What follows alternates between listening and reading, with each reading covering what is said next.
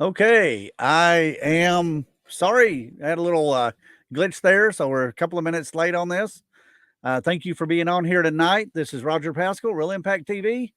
We're going to be talking about marketing for sellers tonight. So, our guests tonight are Doug and Renee Toon. And thank you and welcome on board, Hi. guys. How are y'all? Hey guys, We're good. How are you? Doing great, doing great. So, we're gonna work our way through this. I've got a couple of things that I'm trying to learn about this. We're changing over from a one format of StreamYard to another format, and I'm not the real techie guy on this, so I've been known to mess this up. So sorry about sending out a wrong link earlier.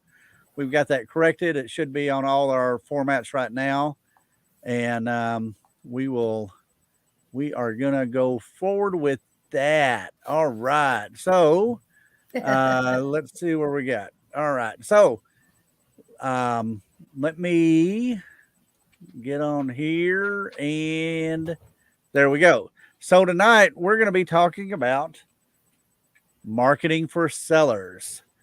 So there are several ways to find deals. First of all, remember that you're the problem solver. Our job is to give a solution to the problem of the property owner, who for whatever reason they have a need to sell that property. Sometimes they need to sell it fast.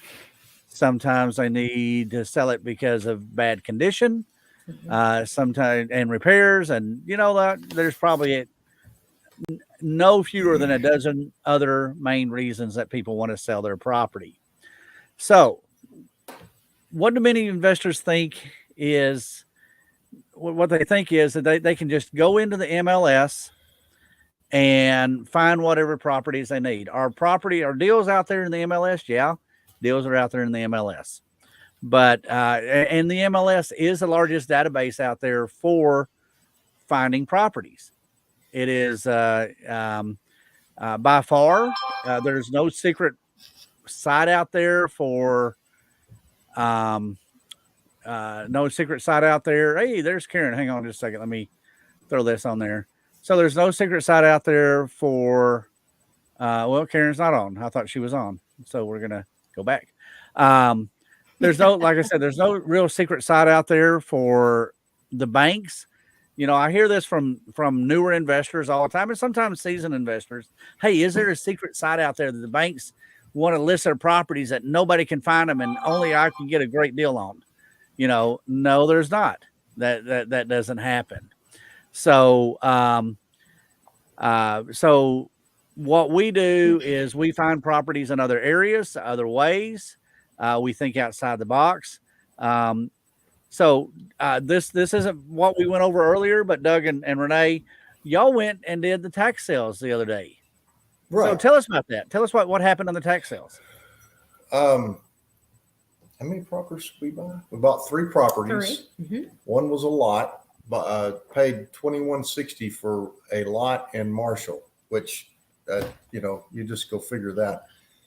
That's $2,160, which ain't bad for a lot. Well, the tax sales are not pennies on the dollar, but they are quarters on the dollar. Right. Last month I bought one for a friend, and I paid the minimum amount, which is pretty incredible since it was like perfect for him. Yeah. Wow. But the whole issue here is that, there's properties out there. There's properties for sale, and the MLS is the low hanging fruit. I bought properties from the MLS, but I offered half, and they took about $1,000 over half, and I was happy. Yeah. But that doesn't happen all the time. Nope. The tax sales. There's lots and lots of reasons I like tax sales, but we still often will knock the doors on these tax sales. We'll get the list and we'll go and knock on the doors and see if we can get somebody to come to the door. Because if I can see inside, I've got a better idea of what I've got my hands on, or maybe I can help them. And that's the whole key, is all of these sellers have problems. They do. And the amazing thing is on this particular tax sale, one of the houses we bought was one we looked at about a year ago. And we actually got inside that house a year ago. So we knew what it looked like. We knew what the problems were. We talked to the original owner. You know, we actually wanted to help her be able to stay in her home. And we told her what she needed to do. She stayed for a year and she still lost her house this year. And, you know, you can only do so much. And then but anyway, we ended up getting that house this year. So that's cool. Something I was going to say earlier is the problems that these people think that they have are result of what they believe. I mean, and we're the same way.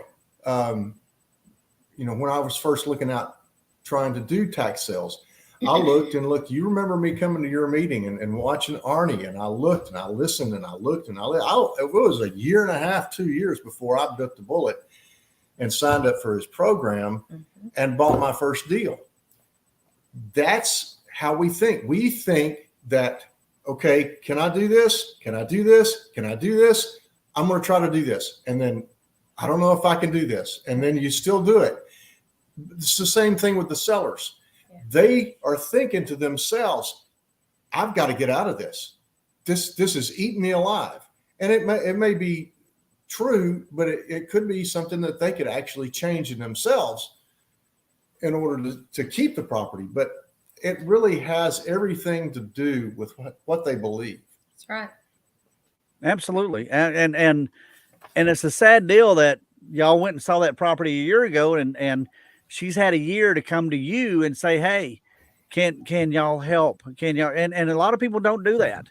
No. And that's frustrating when that happens, you know, and sometimes you see those people the week before it happens. And it's like, oh, if you just would have said something, we could have done something better. Right. Yeah. So instead of having to end up paying $74,000 for it, we could have gotten it for the taxes owed, which is like $48,000. Right. So absolutely. That would have saved us a ton of money had we been able to do that. And we did our part to try to do that, but we got no initial feedback. So right. And it would have relieved so much pressure from her. So much pressure from her. Yeah, exactly. Yeah. So, okay. Good deal. Yep. So we are problem solvers. All right.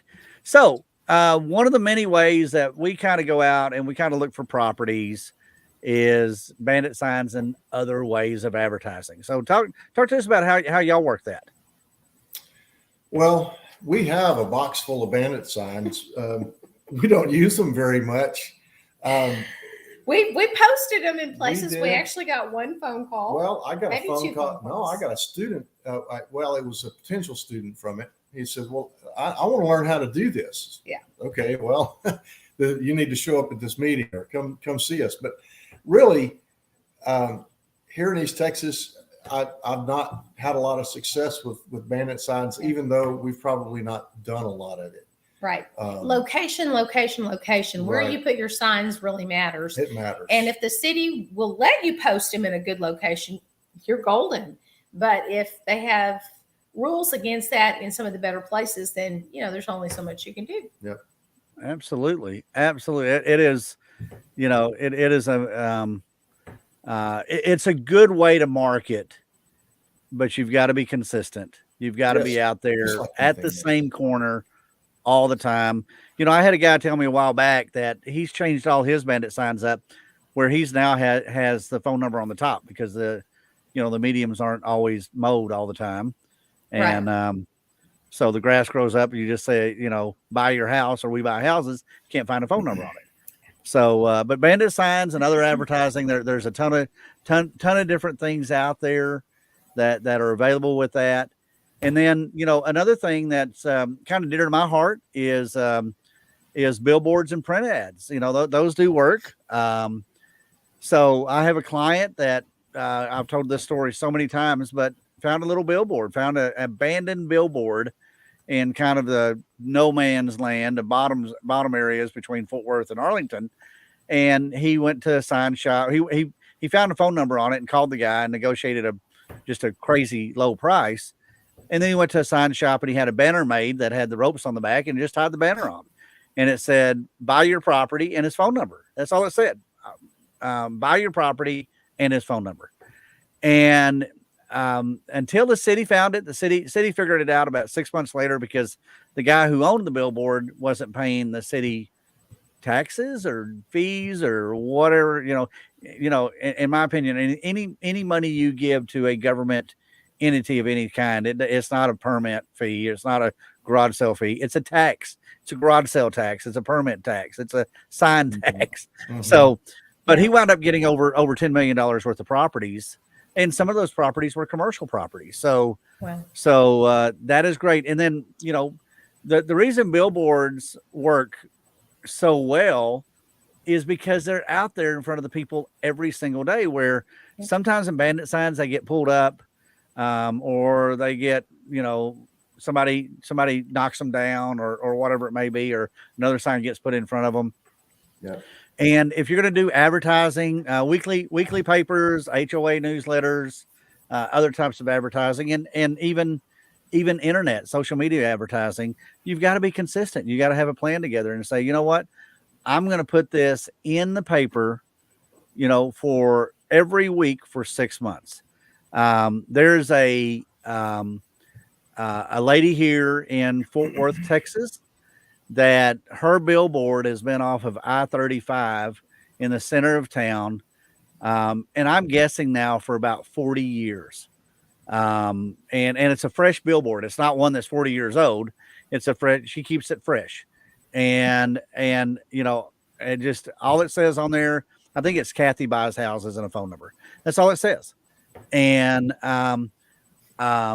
it's consistent. If you open the Star Telegram, and newspapers are getting thinner and thinner every time we seem to open them up, but you pull that open, and there's a sign, there's a little print ad in there in the classifieds, and it says Kathy buys houses. So obviously those two areas are working for her, or she wouldn't have been doing that for decades now. And it may have been another Kathy out there. It might have been a Kathy with a C instead of a K or something before that. I don't know if it's the same one or not, but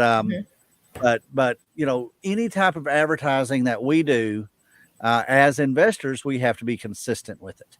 Yep. And that's the tough part about it, is people want to go out and do the big splash.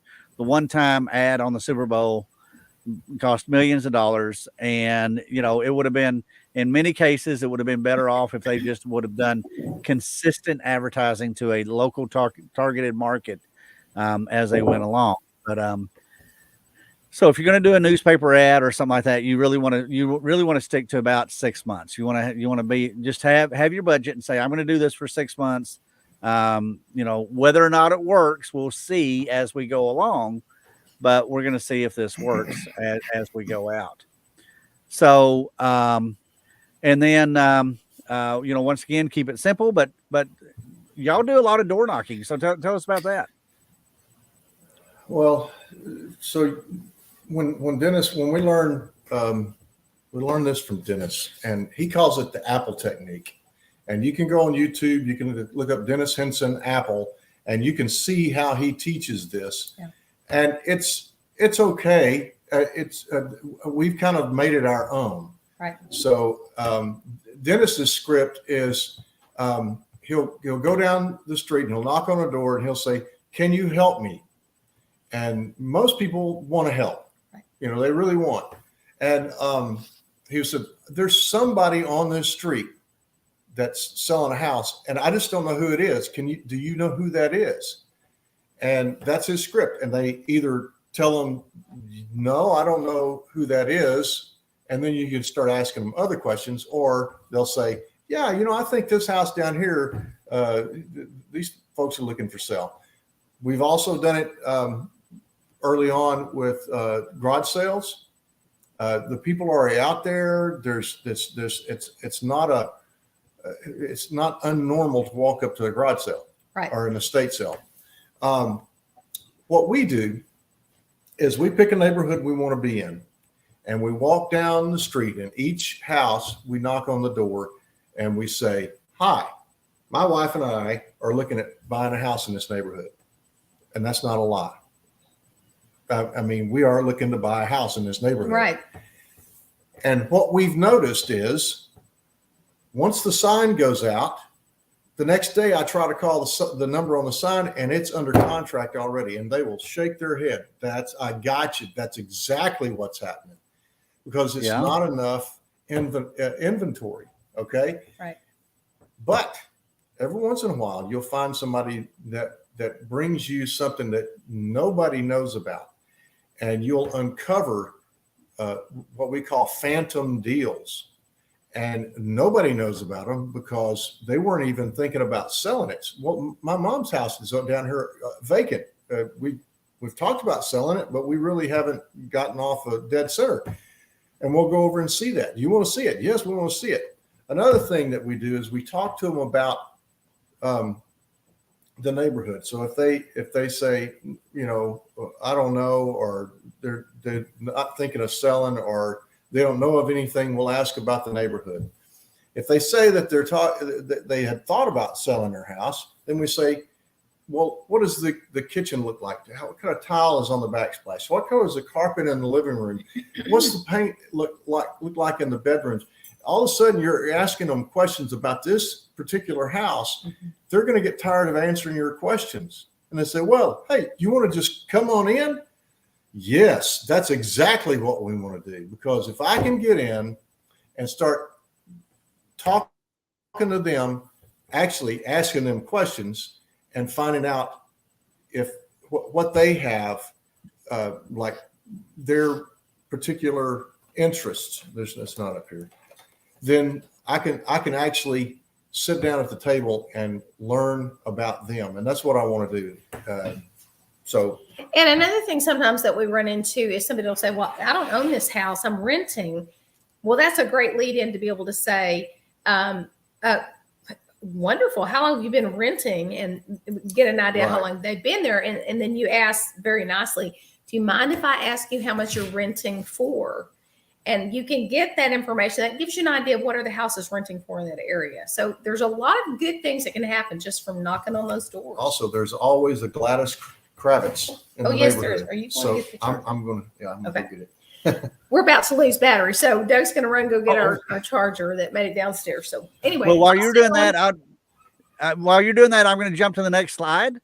Okay. And we're going to talk about internet and mailing list. So we have those out. Those are the lead lists that you get. You can buy a list. You can, somebody out there, you're going to be anybody on this call. I don't care how you think you've hidden from everybody. You're not hidden. You're on somebody's list. You're probably on a 1,000 or more list out there. They've got lists out there of people that are left-handed. They've got people out there, people that have blue eyes, that are green eyes or brown eyes. And these lists are just crazy, but you can really target down to what you're looking for. So a lot of us that when we're buying these properties, we're looking for out-of-area owners. So as an investor, somebody has a house and they've acquired the house, or, I talk about this all the time, an accidental landlord, where a couple in their, second marriage phase, they get married, they both have houses, they try the rental thing and it doesn't work for them because they get the wrong tenants in there or whatever it may be. And they just have a disaster, So, so those are the ones that we're targeting when we go out there, are the internet mailing list, the accidental landlords, the mailing list. There's ways to advertise on the internet. We all know, we sit around the house, we make a comment, we say, wow, you know what? I would really like to have a Krispy Kreme donut. And then the next thing we know, every aspect of our life and advertising on our phone, on our Facebook, on a YouTube video or whatever, we get those ads for Krispy Kreme donuts or Dunkin' Donuts, or, HEB and Kroger are selling donut on a, National Donut Day, whatever. We all, we're like, where did that come from? And they're always out there looking to target all of us, and we do the same thing as real estate investors.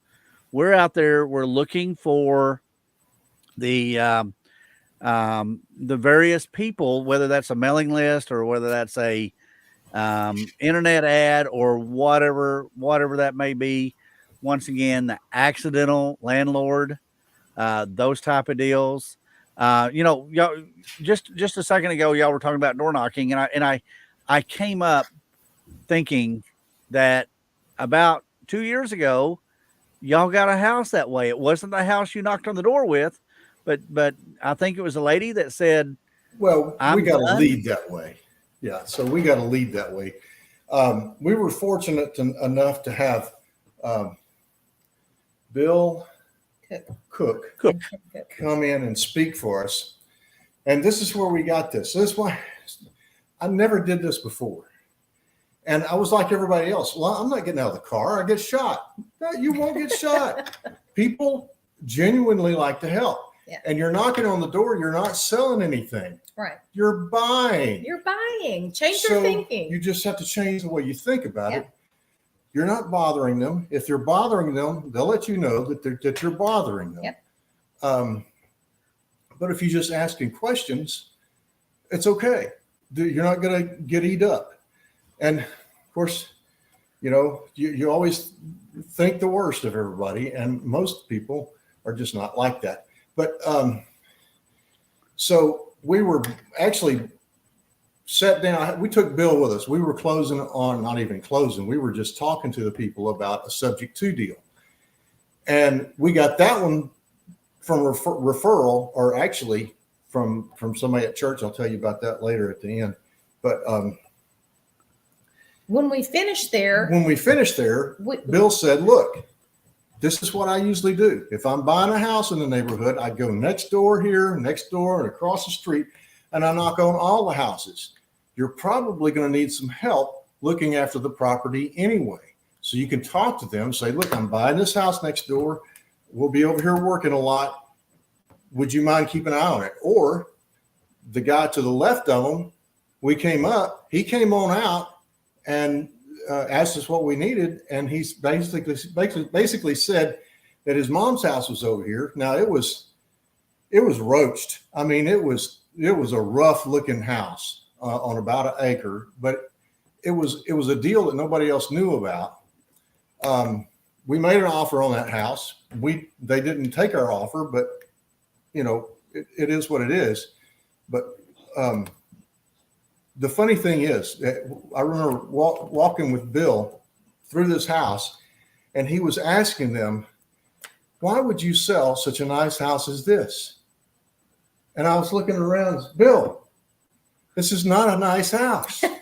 he didn't say that matter. out loud. It doesn't matter. It's you're getting them to thinking about why it is that they're really selling. Why are you selling such a nice house as this? That's his go-to line, and I use it all the time now. So that's how that went. It was. You should always talk to the people across the street, next door, at all the houses that you buy, because you very well may need some help. And give them your number. Call me if you see something. Yep. Absolutely. Yeah. And people feel embarrassed sometimes to say that phrase you just said. Why would you be selling such a nice house as this? But you got to understand, that is their house. That was their dream house. That's where they lived when they got married. They had their children. They buried their dog in the backyard. Whatever it may be. And it may not be nice to us. Absolutely. Absolutely. So it may not be nice to us, but they see it in a different way. They see it a totally different way than what we do. And that's okay. We're looking at it as dollars. We're looking at it, what we can do on that basis. It's what they believe.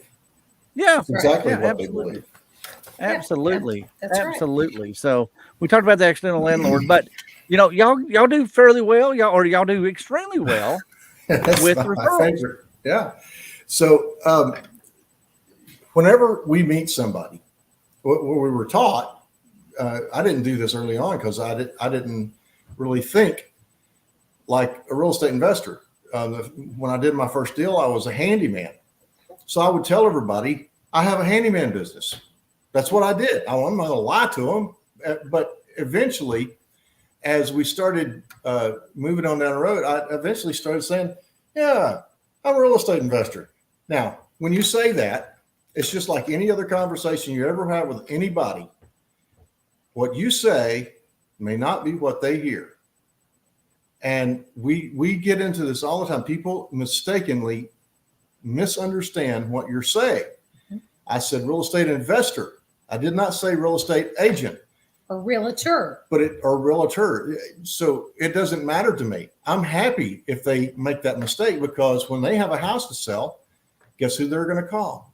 And we've gotten many calls. Lots of calls like that. So that's awesome. Well, I want y'all to handle my house. Okay, yeah. Great. Let's do that. So absolutely.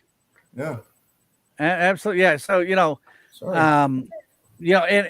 and whenever I'm doing a house, or I have a rent house or whatever I'm buying, or even after I've already owned it, I try to catch a relationship with the neighbors and immediate neighbors. One is I want another set of eyes looking at my investment. Yep. I want them to tell me, you know what, they've got like 27 cars out front. I think somebody else might be living in that house. Burning tires in the back. Yeah, burning tires. Yeah. Oh my gosh. Yeah. So, but the referrals is the easiest way to get business, because that ice has already been broken. Exactly. And those people already say, hey, I work with the tunes out there, and, man, you need to talk to them. So when you get a referral from somebody, they call you up and say, hey, I'm going to, I gave your number to Ted and Sally. They're my really good friends. We've gone to church together, or we've done this, whatever. They really need to sell their house. The first words that come out of our mouth is, that's great. Thank you so much for the referral. Can you go ahead and give me their phone number? Because they might be a little apprehensive about calling us, and we'll just go ahead and call them, and it won't hurt anything. I'm not going to pester them or anything like that, but give me their number. And then you have 100% chance that you're going to call them. You've got about a 10% chance they're going to call you. Right. Yeah. It's not their business. It's your business. That's right. And you have to take control. Same thing with business cards. If you hand somebody a business card and you expect them to call you, you can forget it. If you take another business card and turn it over and say, would you write your name and number on my card? And you take that from them, you've spent 2 cards. That's right. But the chances of you calling them are better than them calling you, period. Yep. Absolutely. And Debbie on the chat here, she's asking if we give money out for referrals. I don't. Now, on my tenants, if I have a vacant rent house and it's going to be in the same area as another rent house that I've got, I will offer my tenants something. Years ago, I used to offer them 1 month's free rent. I'm like, why? Well, actually, some Dennis said, why do you do that? I don't know. and they're good with a gift card. We used to be able to give $25 gift cards to Chili's and Applebee's, but that won't even buy an appetizer anymore. So I'll give them a $50 or $100, and they're my tenant. So birds of a feather flock together, as they say, and yeah, I like gift cards. So Debbie, I like gift cards. They're easy to hand out. Now Texas Roadhouse, we have a deal with them for our real estate, for Linda Jean and her retail real estate business, is we periodically will buy gift cards from them, and we can put our information on the gift card as the Texas Roadhouse gift card as a business card. We put a picture on there. We can put a phone number on there, a website, thank you on there, whatever. They just cover 1/3 of the front.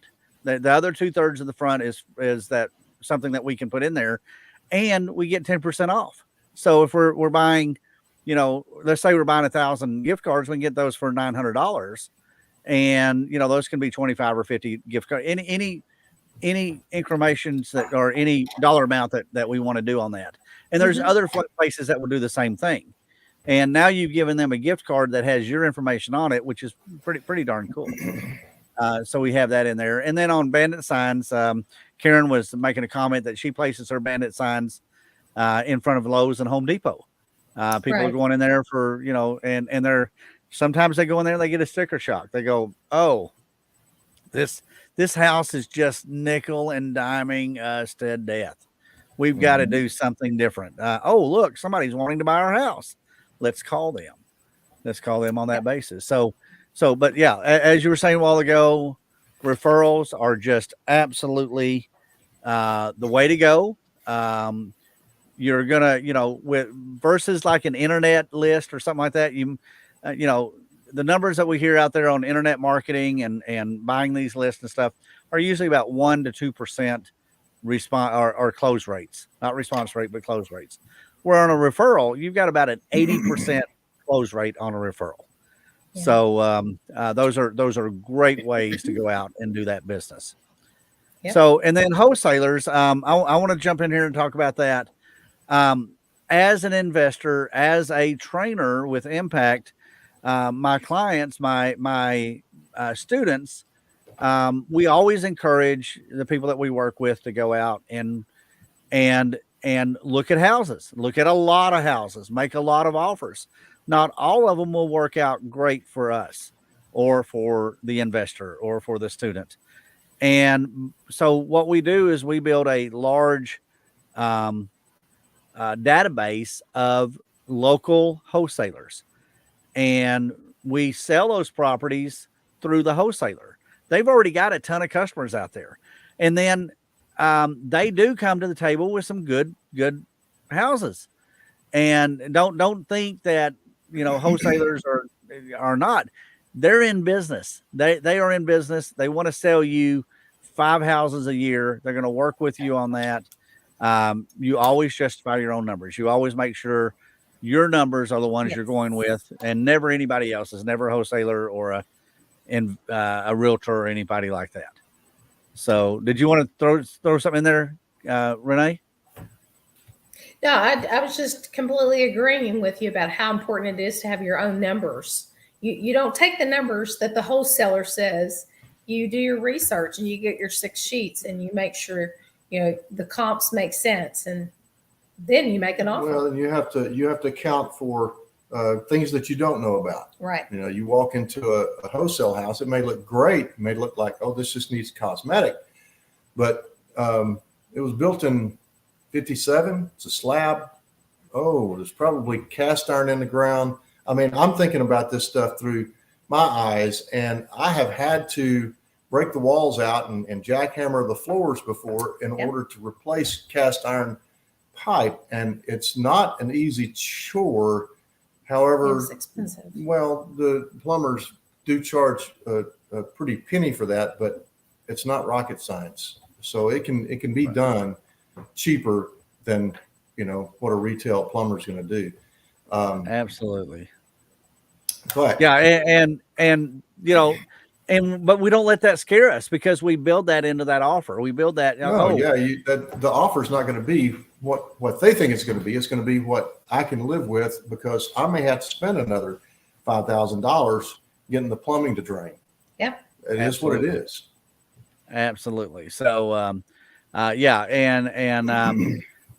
we do get a lot of properties through wholesalers, and I would say, I don't think I've had a student in the last decade or more that have not bought from wholesalers. Okay. And most of them have sold to wholesalers. If they find a property that it just doesn't work for them. It could be logistics. It could be, oh, wow, this is a big job. I'm not ready to take on a really big job like that. Right. So, right. So that's what we've got there. And we just want to make sure, that you are listening as an investor, that that's why we do business the way we do, is we listen to what people say. Doug and Renee, y'all were talking about that a while ago, where, you got that referral from the lady you did door knocking with, and you listened to what she was saying. You didn't just say, oh, you don't want to sell your house and turn around and walk off. You're listening to what they have to say, and that's the key. That's one of the keys to this business is knowing what you're looking for, and this is a great way to start looking for your properties. And if anybody on this call is interested in getting help with any of this, you can reach out to us. Doug and Renee are in Longview, Texas, and they are the strong area in East Texas, in the Longview area. They are the guys to go to. They know the people, they know the areas, they know the properties. I was just talking to one of your former students the other day, and they're selling one of the houses they picked up. Got a great deal on it, lived in it for a couple of years or more, and I think they're going to do pretty well off that house. They are just a lot of room in there that they're able to go for on that. So that's what we're looking for. Is we're wanting people to make sure that they are getting this done. And that's a strategy, right? I mean, if you can sell the house and keep the profit tax exempt, then why wouldn't you? You could do that. We're always available. This is all we do. We don't have a job that we have to go to. All we are is real estate investors. And, something that I offer my students is, let us take you door knocking. Let's just, you follow us, we'll find you a deal, and you work the deal. So, we're available if you want to come talk to us, or if you want us to take you door knocking. You pick the neighborhood, and we'll go down the streets with you. So. Absolutely. So, and with Impact, we've got another 10 or 11 locations. So we're all throughout North and Central Texas and Oklahoma City. So we can definitely help you get where you need to get. And that is our segue for going into our next area here. Is we have a getaway coming up in September, and it is a absolutely phenomenal time. We've been going to the getaways for a while, and I guess Dennis and I have been kind of putting this on. Dennis has been really active in it. I've kind of been, at the beginning of it, I kind of was the guy that tagged along, but for 15 years now.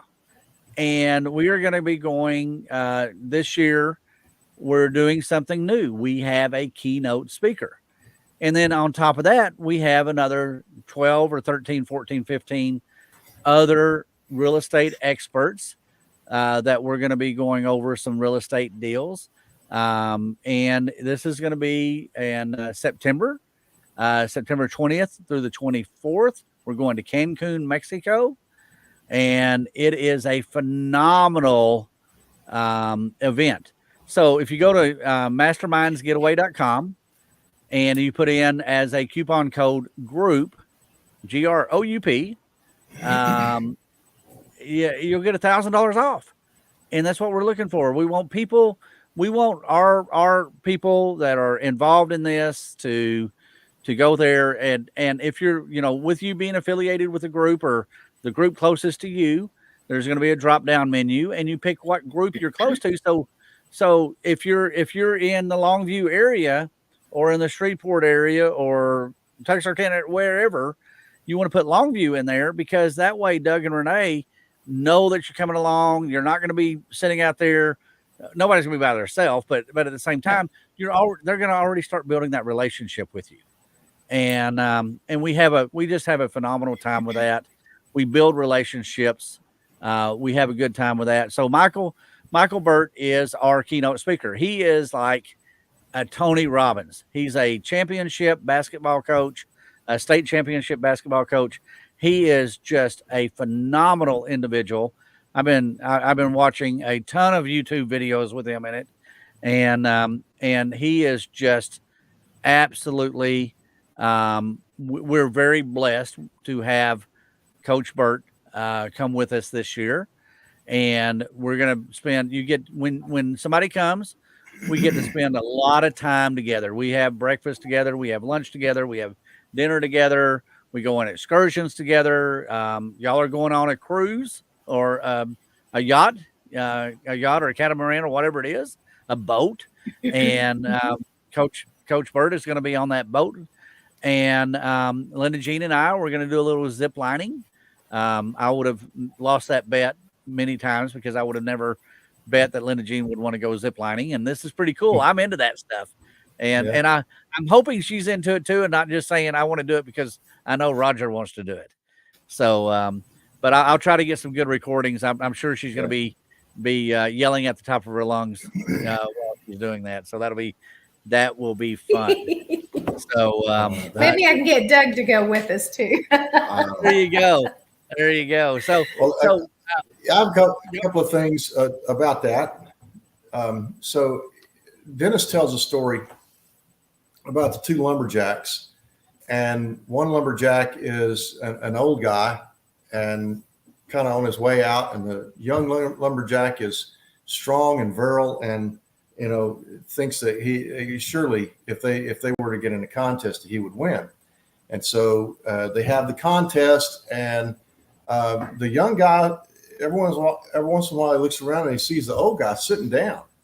It looks like he's sitting down resting, and he said, well, how in the world is he possibly think he's going to beat me by resting? And turns out as they were going along, the old guy beat the young guy hands down. And the reason he did, he later explained to the young guy that when he was sitting down, he was sharpening his axe. And so if you're running 90-0 and you're trying to do this business and you're not stopping and sharpening your wits, sharpening your axe, you're making a mistake. Right. And not only that, but it says in the Bible that one person sharpens another. And when you go to these things, you learn so much, but also you build belief. Because if you're sitting next to somebody and you see that they have two hands, two arms, two ears, two eyes, and they put their undershorts on exactly the same way that you do, you know that if they can do it, I can do it. And that's the fact. Because I'm sitting here today, an old river rat from East Texas, and I had no idea that I could be a real estate investor. But I started hanging out with real estate investors, and it just was kind of a natural thing. You just kind of fed right into the groove. And yes, you learn things and you develop belief because you're around people that already know that they can do it. And that's what Michael Burt's going to be doing for us. He's going to be helping us develop that belief system. People are not going to want to miss this getaway. It's going to be phenomenal. They'll be talking about this for a long time. Yeah, they will. I've lost. Roger, we cannot hear you. Yeah, I turned it off. My dog had a cough a while ago, so I'm sorry about that. Cough. But yeah, that's right. So, and like I said, this is this is going to be a game changer for a lot of us that are on this event. And there's it's got some tax advantages because it is a real estate training you're going to, and you can talk to your tax authority on that and see how that goes. And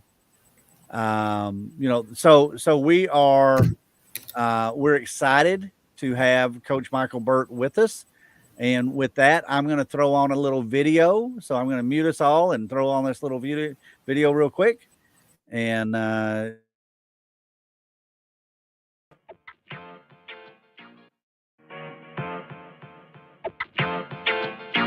hey, this is Coach Michael Burt, and I want to welcome you. I have this new book coming out called Flip the Switch. It's my 17th book. It is my most expansive book that goes into something that I think every person on planet Earth needs, which is to activate a deep drive inside of them to pursue their potential, pursue their talents, pursue opportunity, pursue strategic partnerships, pursue leads, pursue your dreams. So I ask people all over the country, do you believe in your future? I've never had a person tell me no. Will you have the self-discipline to manifest that future? What I'm really saying there is, do you have the drive to pursue your future? So my secrets for how I activate my prey drive is what I tell myself. I'm a pro. I'm not an amateur. I don't listen to my feelings. People are paying good money to see me show up, grow up, and deliver. I am the best in the world at what I do, which is activating that prey drive in other people, which is their instinct to pursue. I want to get people excited about their future. I want to get people thinking about their bigger future. I want to get people moving toward their bigger future. I want people to say, man, my prey drive was dead. It was dormant. It was not alive until I met that little dude. And he activated my prey drive. And I got dreams and goals and hopes and ambitions. And I got a bigger future. I got a bigger future. But when I'm telling thousands of people around the world to activate their prey drive, boom, it activates my prey drive. It's like, this is what I'm doing today. We go to bed tired and we wake up hungry. It all goes to zero at midnight. I'm a Wall Street Journal bestselling author. I'm the best at what I do in the world.